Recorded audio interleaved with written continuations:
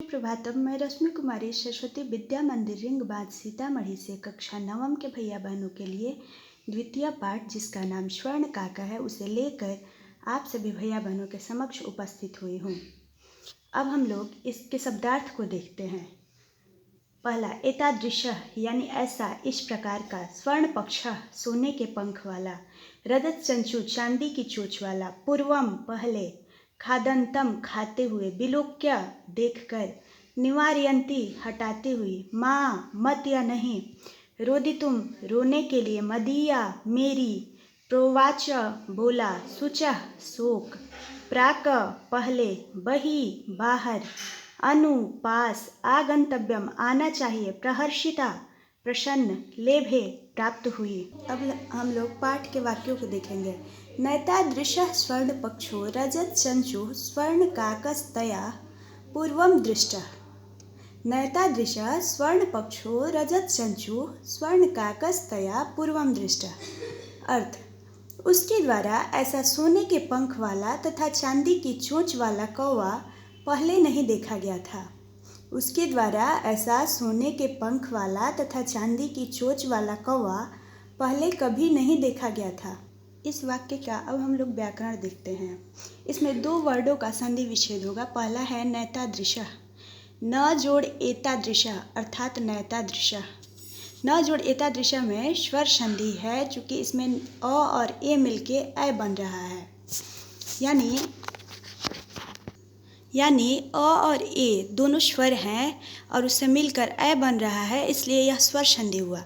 स्वर्ण काकस तया जो वर्ड है उसका संधि विच्छेद स्वर्ण काकह जोड़ तया होगा और यहाँ विसर्ग का स बन रहा है, इसलिए ये विसर्ग का षत्वम संधि के नियम पे यह काम कर रहा है, इसलिए विसर्गस्य षत्वम होगा।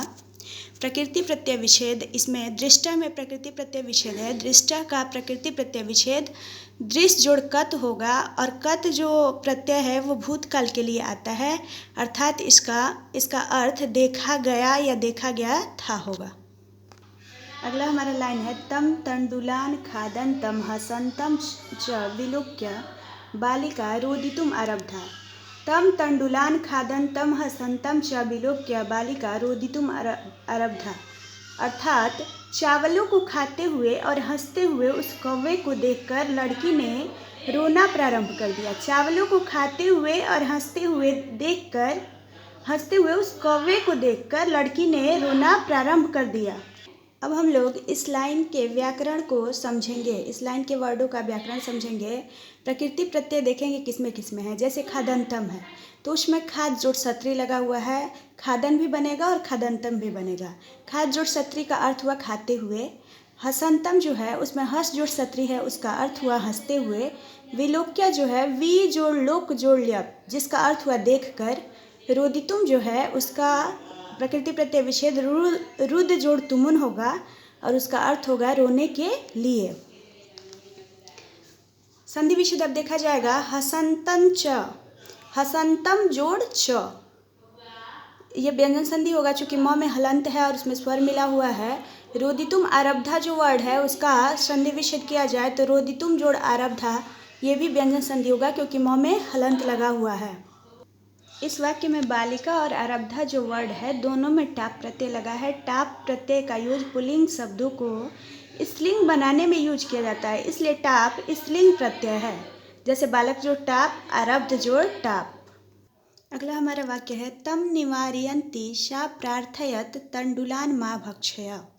तम निवारयन्ति सा प्रार्थयत तंडुलान मा भक्ष्य। अर्थात उसको हटाती हुई यानी कौवे को हटाती हुई वह प्रार्थना करने लगी चावलों को मत खाओ। उसको हटाती हुई वह प्रार्थना करने लगी चावलों को मत खाओ।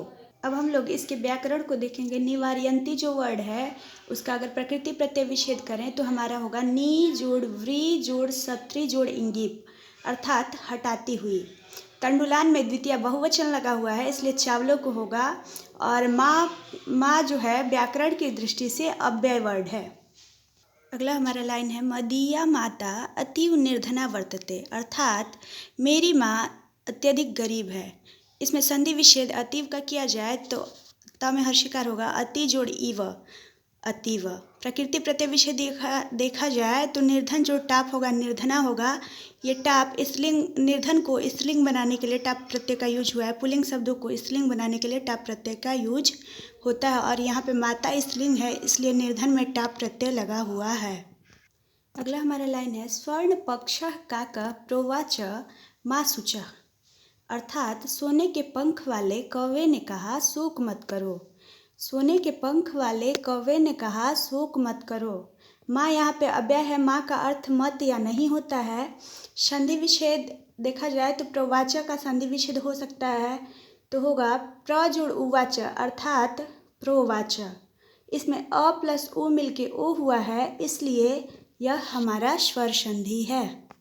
अगला हमारा वाक्य है सूर्योदयात् प्राग ग्रामाद् बहिः पीपल वृक्षम अनु त्वया आगंतव्यम। सूर्योदयात् प्राग ग्रामाद् बहिः पीपल वृक्षम अनु त्वया आगंतव्यम। अर्थात सूर्योदय से पहले गांव से बाहर पीपल के पेड़ के पास तुम आ जाना। सूर्योदय से पहले गांव से बाहर पीपल के पेड़ के पास तुम आ जाना। गांव से बाहर इसलिए है क्योंकि बही के अर्थ में पंचमी विभक्ति का प्रयोग किया जाता है। आगे हम लोग इस लाइन के व्याकरण को देखेंगे। इसमें संधि विच्छेद अगर सूर्योदयात् प्राग का किया जाए तो हमारा होगा सूर्य जोड़ उदयात जोड़ प्राक। ग्रामाद बही जो है, बही के कारण इसमें पंचमी विभक्ति लगी हुई है, इसलिए और इसका हमारा संधि विच्छेद होगा ग्रामाद जोड़ वही। पीपल वृक्षम मनु जो वर्ड है उसका होगा पीपल वृक्षम जोड़ अनु। त्वया गंतव्यम जो वर्ड है उसका संधि विच्छेद किया जाए तो त्वया जोड़ आगंतव्यम होगा। प्रकृति प्रत्यय विच्छेद देखा जाए तो आगंतव्यम का होगा और उसका प्रकृति प्रत्यय विच्छेद होगा आ जोड़ गम जोड़ तब्यत। अगला हमारा लाइन है अहम तुभ्यम तंडुल मूल्यम दास्यामि। अहम तुभ्यम तंडुल मूल्यम दास्यामि प्रहर्षिता बालिका निद्राम अपि न लेभे। प्रहर्षिता बालिका निद्राम अपि न लेभे अर्थात मैं तुमको चावलों का मूल्य यानी कीमत दूंगा। प्रसन्न हुई लड़की को नींद भी प्राप्त नहीं हुई यानी नहीं आई। लड़की इतना खुश हो गई थी कि उसे नींद भी नहीं आई।